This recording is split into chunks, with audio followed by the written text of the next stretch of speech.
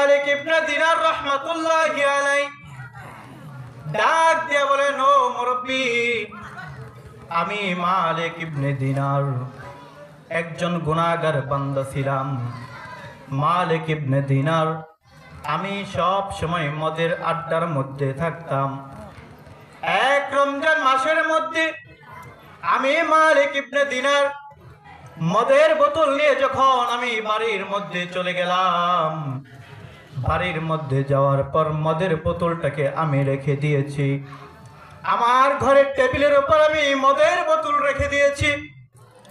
আমার একটা ছোট্ট মেয়ে, 2 বছরের মেয়ে, সেই মেয়েটা মদের বোতলটা ওই টেবিল থেকে ফেলে দিয়েছে। ফেলে দেওয়ার সাথে সাথে মদের বোতলটা ভেঙে মদগুলো পড়ে গিয়েছে। আমি মালিক ইবনে দিনার আমার মেয়ের দিকে তাকিয়ে বকাঝকা করার জন্য যখন প্রস্তুত হয়ে গেলাম, ওই সময় আমার দিলের মধ্যে একটা মায়া লেগে গেল। ছোট্ট সন্তান মদের বোতল ফেলে দিয়েছে, বুঝে নাই যার কারণে মদের বোতল ফেলে দিয়েছে। আমি আমার মেয়েকে কিছু বলি নাই। আমি আমার মেয়েকে কিছু না বলে মাথাটাকে নিচু করে দিলাম। হঠাৎ করে আমার মেয়ে কিছুদিন পরেই দুনিয়া থেকে বিদায় নিয়ে চলে যায়। আমার মেয়ে যখন দুনিয়া থেকে বিদায় নিয়ে চলে গেল, আমি মালিক ইবনে দিনার মদ খাইতেছিলাম। আমার মেয়ে দুনিয়া থেকে বিদায় না চলে যাওয়ার পর 1 বছর পরে আবার রমজান চলে আসলো। এই রমজান মাসে ওই দিনে আমি মদের বোতল আবার কিনে নিয়ে গিয়েছি আমার ঘরের ভিতর। আমি যখন মদের বোতলটা ধরলাম মদ খাওয়ার জন্য, হঠাৎ করে আমার মেয়ের কথা মনে হয়ে গেল। হায় হায়, আজকে এই রমজান মাসে এই দিনেই তো আমার মেয়ে আমার মদের বোতলটাকে ফেলে দিয়ে ভেঙে ফেলেছিল। আজকের এই দিন আমার মেয়ে মদের বোতলটাকে ফেলে ভেঙে দিয়েছিল। আজকে আমার সেই মেয়ে দুনিয়ার জমিনের মধ্যে নাই। সেই মেয়ের কথা মনে পড়লো মালিক ইবনে দিনার রাহমাতুল্লাহি আলাইহি। মদের বোতলটা সাথে সাথে ভেঙে ফেললেন, নিয়ত করলেন আমি আর কোনোদিন মদ খাবো না। এই চিন্তা করে মালিক ইবনে দিনার রাহমাতুল্লাহি আলাইহি ঘুমানোর জন্য ঘরের ভিতর চলে গেলেন। বিছানার মধ্যে মালিক ইবনে দিনার ঘুমিয়ে পড়লেন। মালিক ইবনে দিনার রাহমাতুল্লাহি আলাইহি ডাক দিয়ে বলেন, ও মুরব্বী, ওই যে রাত্রের বেলা আমি ঘুমাইছিলাম, ওই ঘুমের মধ্যে আমি স্বপ্নে দেখতেছি আমাকে একটা বিশাল বড় অযোগ্য সাপ আমাকে দৌড়াইতেছে। কি সাপ? জোরে বলেন, কি সাপ? অযোগ্য সাপ আমাকে দৌড়াইতেছে। আমাকে ধরার জন্য যখন অযোগ্য সাপটা দৌড়াইতেছে, আমি মালিক ইবনে দিনার ওই সাপটাকে দেখে এত ভয় পেয়েছি, আমি দৌড়াতে শুরু করলাম। পিছন দিকে তাকায় দেখি ওই সাপটা আমার পিছনে পিছনে পিছনে পিছনে আসতেছে। আমি হাউ মাউ করে চিল্লাই, আমারে বাঁচাও, আমারে বাঁচাও, এই কথা বলে আমি চিল্লাইতেছি। আমি আস্তে আস্তে আগাইতেছি।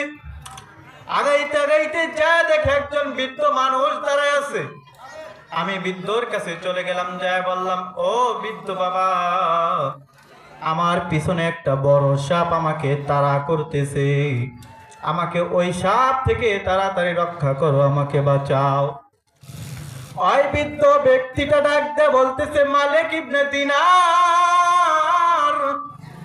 ওই সাপটাকে আটকানোর মতো, ওই সাপটাকে ফিরানোর মতো একটা শক্তি দরকার হয়। দরকার হয় কিনা? ওই সাপটাকে আটকানোর জন্য একটা শক্তি প্রয়োজন। আমি এই বৃদ্ধর কাছে ওই শক্তি বলতে কিছু নাই, আমি ওই সাপটাকে আটকাইতে পারবো না। ও মালিক ইবনে দিনার, তুমি দৌড়াও, সামনে যায় দেখো তুমি একটা পাহাড় পেয়ে যাবা। ওই পাহাড়ের মধ্যে তুমি আশ্রয় চাইতে পারো।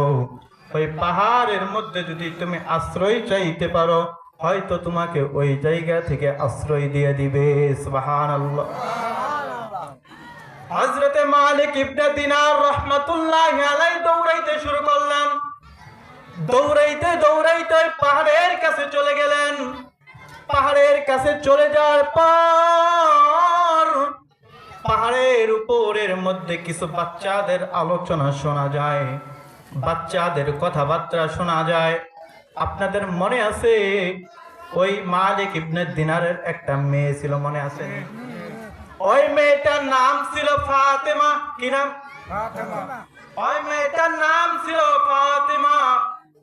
ওই জায়গায় বাচ্চাদের কথা শোনা যায়, অনেক অনেক বাচ্চারা বলতেছে, ও ফাতেমা ওদিকে তাকায়া দেখো, তোমার বাবা মালিক দৌড়ে দৌড়ে আসতেছে।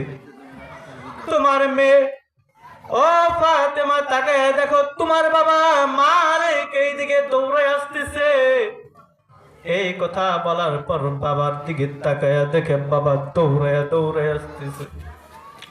সন্তান ফাতেমা এখান থেকে দৌড় দিয়া বাবার কাছে চলে আসতেন। ও আব্বাজান, আপনি এইখানে কেন আসছেন?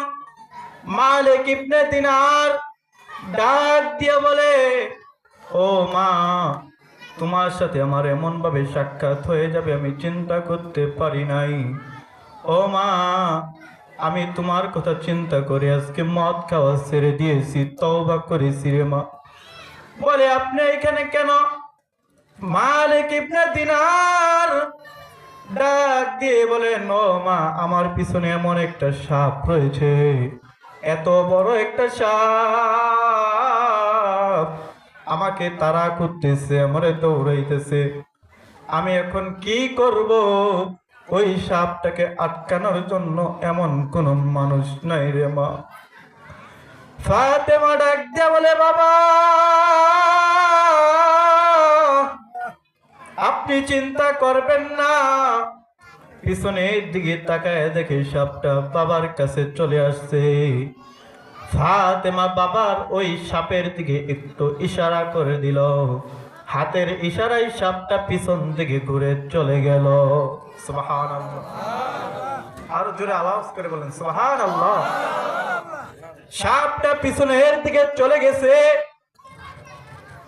সাপটা যখন পিছনের দিকে চলে যায়, মালিক ইবনে দিনার ডাক দিয়ে বলে, ও মা ফাতেমা, এই সাপটাকে বড় মুরব্বিও তাড়াইতে পারলো না, তুমি ছোট্ট একটা বাচ্চা হয়ে এই সাপটাকে কেমন ভাবে তাড়াই দিলা, আমার একটু জানায় দাও না। ফাতেমা ডাক দিয়ে বলে, বাবা, আপনি এখনো বুঝতে পারলেন না এই সাপটা কি, আপনি জানেননি? বলে, না না না, আমি জানতে পারলাম না এই সাপটা কেন আমার পিছনে তাড়া করলো। ফাতেমা ডাক দিয়া বলতেছেন, বাবা, এই সাপটা হলো আপনার বদ আমল। কি আমল? আপনি সারা জীবনে যত গুনাহ করেছেন